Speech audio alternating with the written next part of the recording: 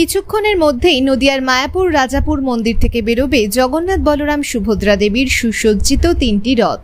চলছে তারই চূড়ান্ত প্রস্তুতি। আর কিছুক্ষণের মধ্যেই নদিয়ার মায়াপুর রাজাপুর মন্দির থেকে বেরোবে জগন্নাথ বলরাম সুভদ্রা দেবীর সুসজ্জিত 3টি রথ। তারই শেষ পর্যায়ের প্রস্তুতি চলছে জোর কদমে।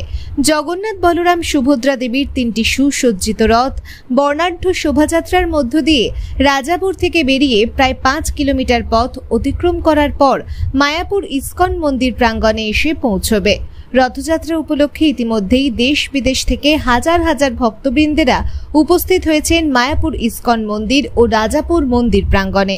পাশাপাশি সার্বিক সুরক্ষার তাগিদে পুরো মায়াপুর রাজাপুর এলাকা ঘিরে ফেলা হয়েছে পুলিশ নিরাপত্তায়। এছাড়াও ইস্কন মায়াপুরের পক্ষ থেকে নিজস্ব নিরাপত্তা ব্যবস্থা করা হয়েছে বলে জানান মন্দির কর্তৃপক্ষ।